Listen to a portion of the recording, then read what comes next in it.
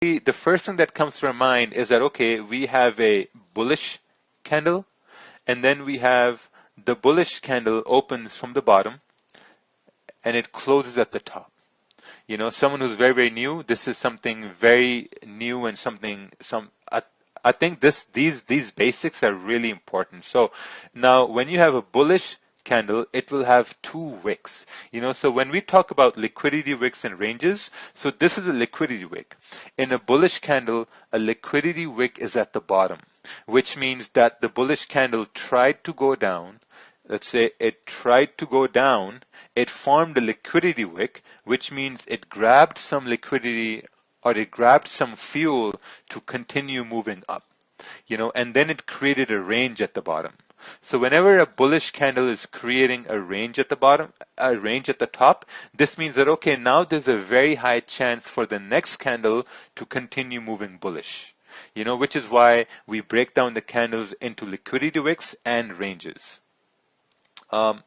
Next, we have your bearish candle, right?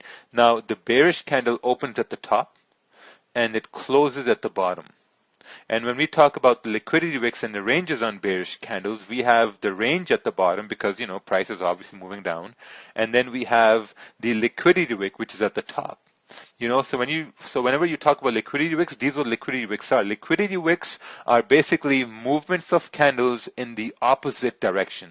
That's what liquidity wicks are. I have a little story to tell.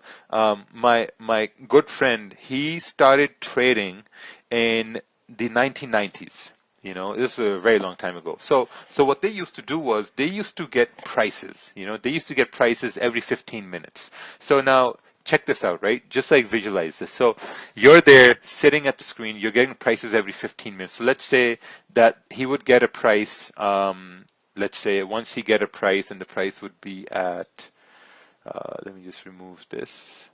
And the price he would get would be at 100, right? He would get price at 100. And he would write this down, okay, I got a price at 100. And they would have this math paper, you know, that those papers like with boxes on them. So that's what they would have, like grid papers.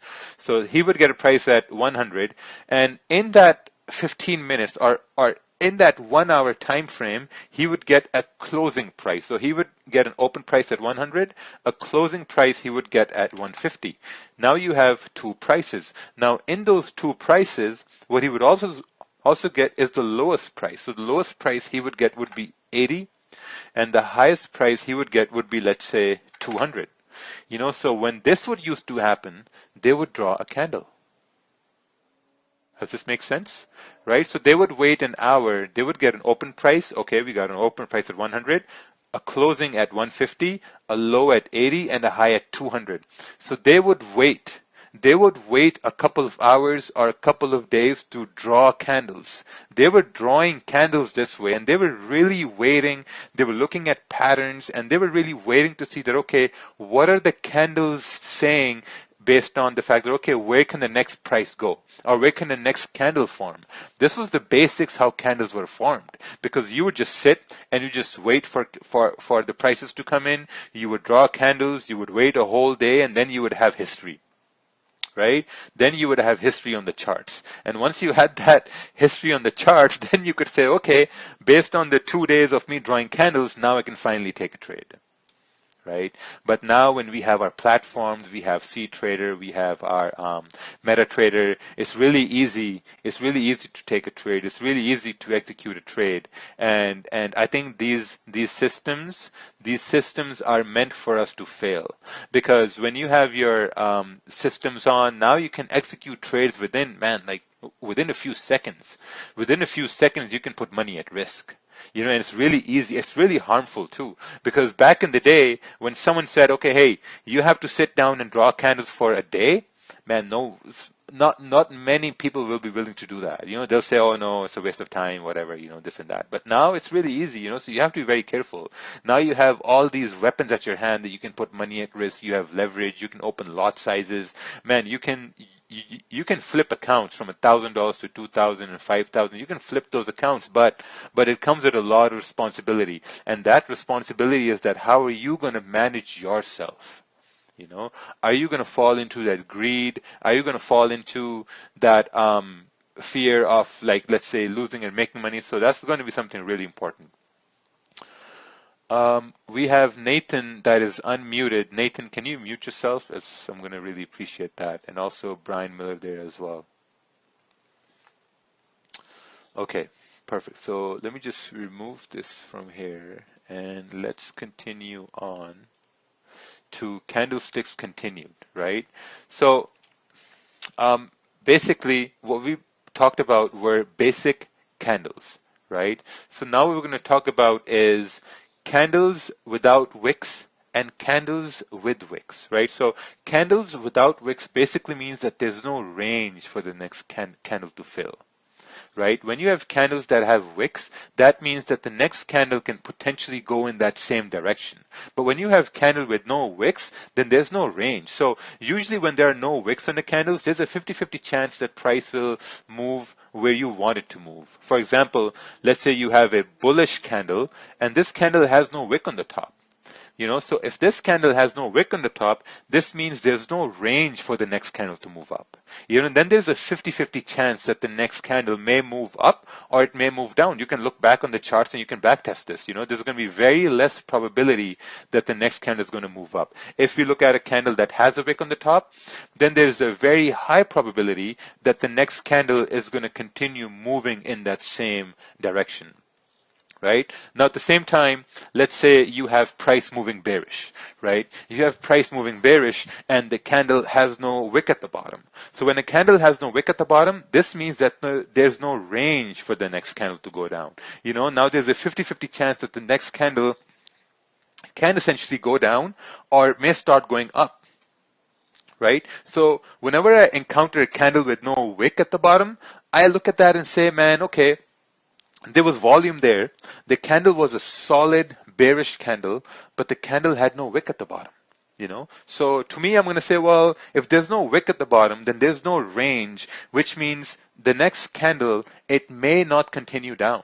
It may start going the opposite way, but sometimes the candles do start heading where you want to go. So that's a 50-50 chance. So when you're trying to trade, you're looking at the candles when you have wicks. Let's go back here. When you're looking at the candles, you're looking for these wick ranges. When price is moving up, you're looking at the wick at the top. When price is moving down, you're looking at the wick at the bottom. Because when you have wicks, this means there's a very high probability that that price will continue moving in that direction. Now, in the same way, let's say we talk about a bullish candle that has no wick at the bottom, right? And it has a wick range at the top. What this means is there's a lot of volume in the candle. When a candle has a lot of volume, now when is the time of the day when there's going to be a lot of volume in the candles? When you have your market opens, when you have news events, when you have, let's say, special speeches, those are the times when there's going to be a lot of volume in the candle. So when you have a bullish candle with no wick at the bottom, this means the price didn't even attempt to go down. There was so much bullish pressure. There were so many buyers that price didn't even attempt to go down. It just continued to go up. In the same way, if you have a bearish candle with no wick on the top, this means that price didn't even attempt to go bullish. Price was moving down with so much ferocity that it didn't even have time to continue going up. It didn't even create a liquidity wick. That's what these candles mean. So it's very important to look at candles when they have no wicks. Because when you're looking at a candle that is bullish, once again, with no wick on the top, this means there's no range, which means that price went up and it just closed at the spot and it didn't even go up. So now there's a 50 chance that it might go up or down.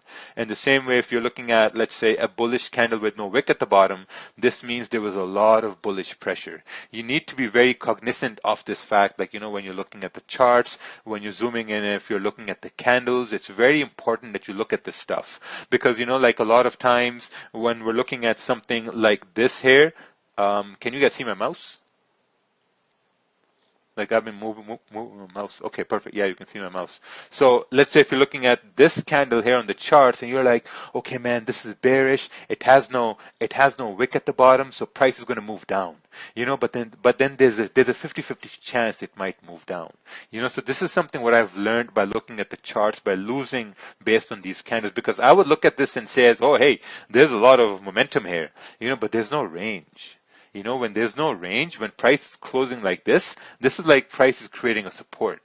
So it's very important to make sure that that's understood. Okay, so let me just check this one thing here. Everything's go. System is looking good. Perfect. Um, awesome. So now we talked about candlesticks. We talked about market sessions. We talked about times to trade, and we talked about risk.